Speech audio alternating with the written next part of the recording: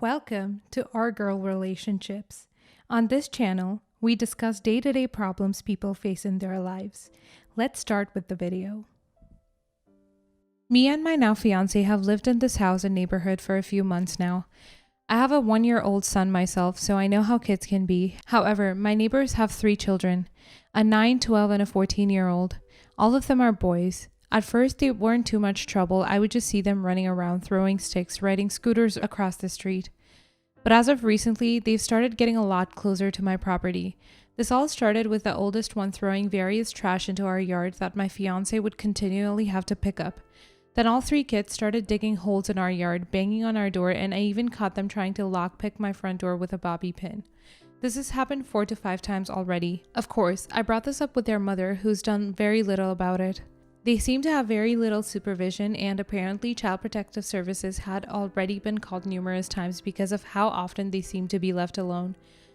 I warned the mother that we have 2 big dogs whose sole purpose was to protect against intruders. So if their son happens to actually get into my house, they would probably end up hurt. I did not want these little children to end up hurt, of course, which was why I was warning her. She brushed it off, saying if anything happened to her boys, she would have me promptly arrested and my dogs put down.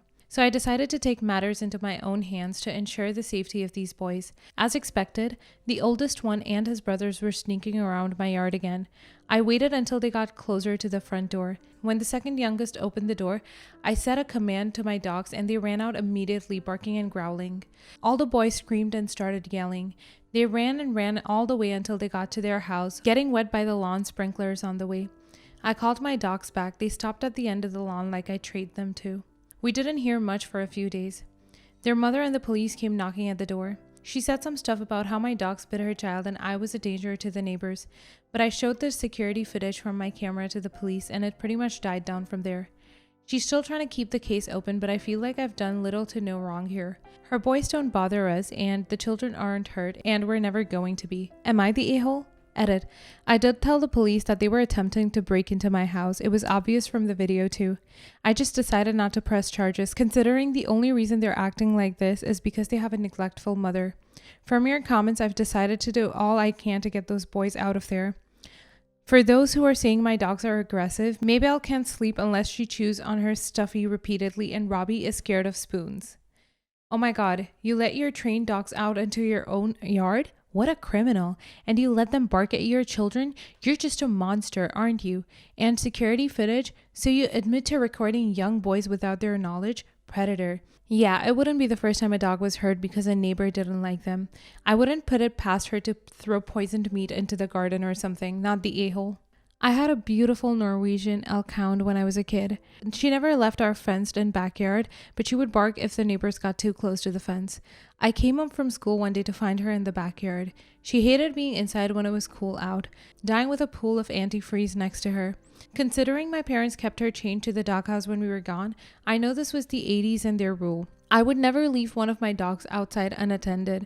There's no way she could have gotten into something. Someone purposefully poisoned her, but we had no way to prove who it was. Although we suspected the neighbor since he never liked my parents. It's horrible what some people do. Not the a-hole. They were trespassing and harassing you. The mother is useless.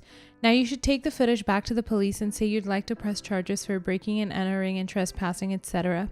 No way should those kids get away with it scot-free. Just like a post from a couple of days ago where the original poster took a ball that had been thrown at his child by a bully and punted it into a neighbor's yard. This was an object lesson. Those kids need a wake-up call. What you did got their attention, but most certainly didn't damage them in any way. This is another example of how some people expect the village to raise their children until the village isn't putting up with their crap anymore. Not the a-hole. These children need to learn real-life consequences of what they're doing before they do it to someone's house or yard that may be the type to shoot first. You just parented them more than their mother, obviously. Keep the cameras up, keep documenting them intruding on your property. For the sake of this case, I would just call the cops anytime they're trespassing to have it documented formally now and continue to do so. Also, good doggies, buy them a big bone from me. Next story. My Jack 10 is very quiet. He likes to read. He likes the quiet. He likes bright visuals and museums. He didn't speak for a long time. He loves to learn and he's got a tiny group of friends, but he's happy and always looking for more. Jack is autistic and doesn't like much noise. Jack met James at the playground we go to. James is deaf and he got a serious case of helicopter mom. They waved and talked and ran around before we left, and we've been almost every day since they've seen each other. Because James is deaf and isn't extremely loud and understands that about Jack, they've become very good friends. Jack came to the conclusion that James can read and write like him, and so he got a little pen and notebook and he had me put him on YouTube so that he could try and learn some sign language. Friend, play, run, would you like to go with me to hello, and other friendly things, and now they're best friends. Jack recently had the idea that because James can't hear, they have to do things with seeing. We live near a big, beautiful aquarium, and Jack had the idea that we could all go together. Me and my husband would be with James's parents, and they could be actual friends outside the playground setting. I approached James's mother to ask them yesterday, and she informed me that she didn't want the boys to get too close because James is deaf and they don't want to make him too many friends that aren't because he's already at a disadvantage and doesn't want him to be left out. I informed her that her son would be going to public school and entering the world. He'd have to get used to being deaf and having all sorts of friends, and all she was doing was pushing away the friends that he could be making and being selfish while not looking after what her son wanted. I don't know what exactly happened, but I got a call last night from James's father while James screaming in the background, and everything has been set up. We're going with him and his wife's stepmom on Friday and calling it a day. We all wear masks and have a nice outing, and it's all completely fine. The boys are both extremely excited to go together. I saw his mom at the playground this morning and she was quite aggressive, telling me I should have never set up the play date and involving her ex-husband. I told her that if she only thought of her feelings, there was a good reason her son had to go to his dad to be able to see his friend, and I walked away from her. Am I the a-hole? Not the a-hole. You handled it calmly on your end and didn't overstep anywhere. The dad stepped up and thankfully did the responsible thing for his son. Although your tone of delivery could swing that a little, like if you were aggressive, in your face and confrontational with it, then a very soft a-hole for delivery, not content of what you said. Your son sounds like a great friend to James. The fact Jack wanted to learn a sign language to communicate better and suggested ideas for activities they could both enjoy equally is amazing. James's dad called you to set up the play date. His mom sounds like she has some control issues. Sheltering will hold James back and likely disadvantage him for more, which is a real shame. Parents don't like to hear that they might not be doing what's best for their kids, but sometimes they really aren't. Not the a-hole, and also you're raising a wonderful kid. I don't claim to understand much about the difficulties that deaf and hard of hearing people might run into, but I have a couple of deaf friends who've told me about issues they had with overprotective parents like this when they were young. They had such a hard time opening up with me and becoming friends with me because they just weren't used to it without their parents' interference.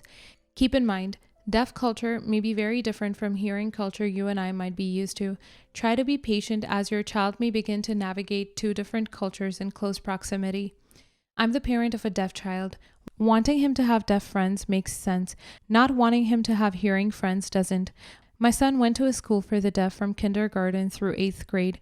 He switched to public school in high school because he wanted to attend a mainstream college and thinks our high-scoring public schools will prepare him better, and he wanted to go to the same school as his siblings. He is profoundly deaf and communicates in ASL, but he has deaf friends and hearing friends. He plays sports for his high school with hearing kids and skateboards with another group of hearing friends. He still has friends from his old school and got together with a couple a few weeks ago. There's nothing wrong with interacting with both. He'll need to be able to do that in order to function in society. Not the a-hole. A kid is a kid with a disability or not. They deserve the same chance at being a kid with friends as any other, and I applaud you for making your child have a normal childhood and for reaching out to his child's other parent and helping him to have a semblance of a childhood as well. That is true parenting. Next story. I'm 17 female and my parents are separated. My dad lives in another country, so I don't see him much except for holidays. He lives in Germany with my stepmom and 9-year-old sister. I don't like my stepmom at all, mainly because of her parenting style.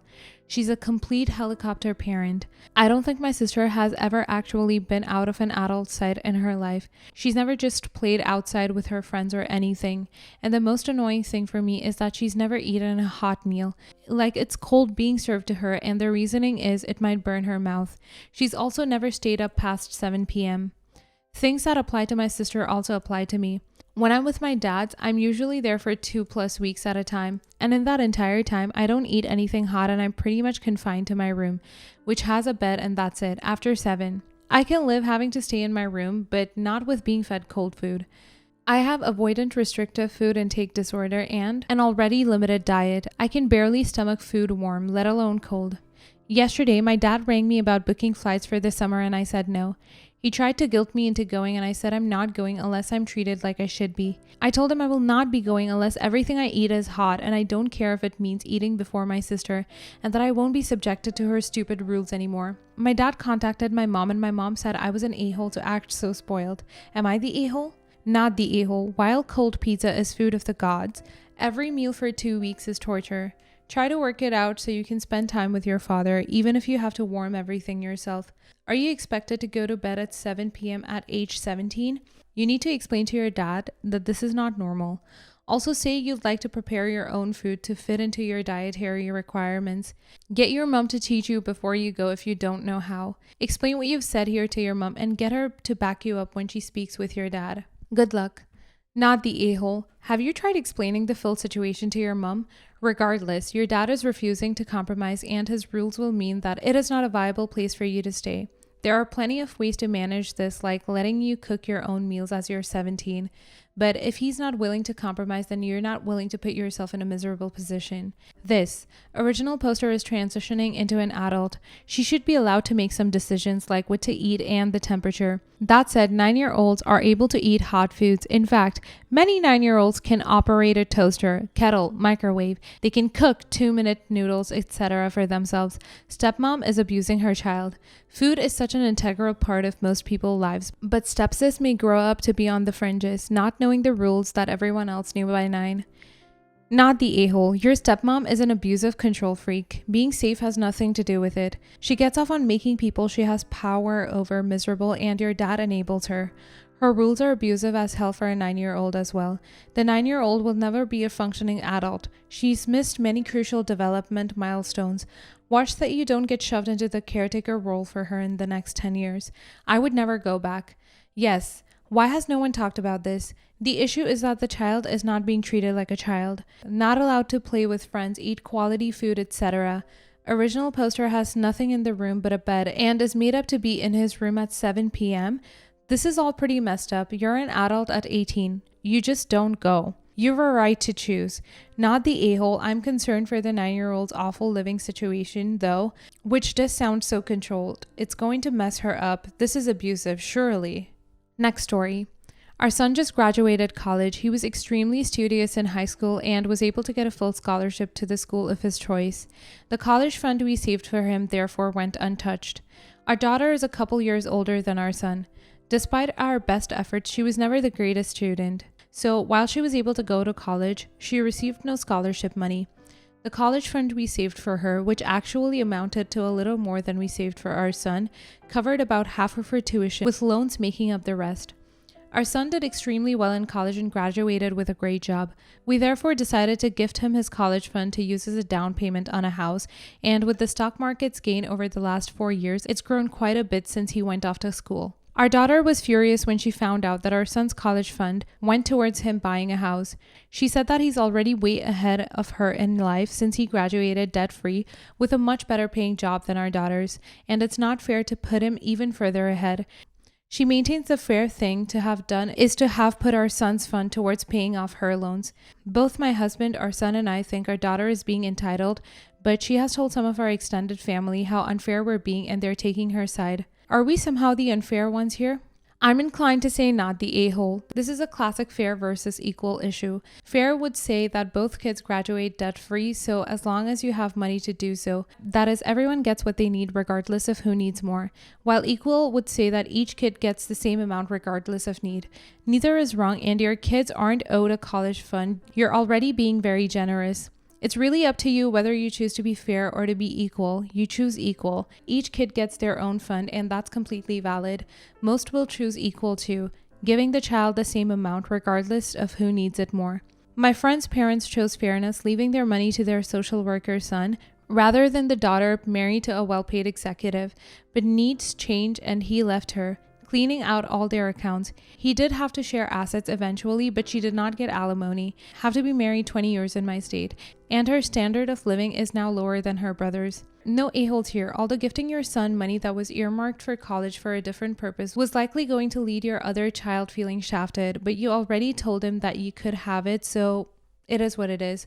I don't even think it's entitlement. She probably did her best. You didn't mention she screwed around in school and has the burden of debt, so it's going to be difficult to watch her brother not have any debt and get a house. As a parent, I would have prioritized my kids getting through school with the same amount of or no debt, and then if I give them anything for a house, it would also be equal amounts. The fact that one kid was academically gifted and got scholarships wouldn't have factored in. It's a bit like punishing the average one for being average. Not the a-hole. The goal of college funds isn't to have complete equity of outcomes. It's to provide the same resources for each kid. Kids will have different scholarships or differently priced schools, and that will impact how far their funds go. Presumably, you'd do the same for your daughter if the situation was flipped. Exactly. Our son, a top student in high school, chose to go to a very expensive school and, even with scholarships, graduated with $30,000 in loans. Our daughter, who didn't want to work as hard in school, chose to go to a less expensive school, managed to get 2 small scholarships for her last 2 years, and graduated with nearly $10,000 left in her 529 account. Not much toward a down payment, but it's a decent start. Life's about choices. Original poster's daughter needs to live with hers.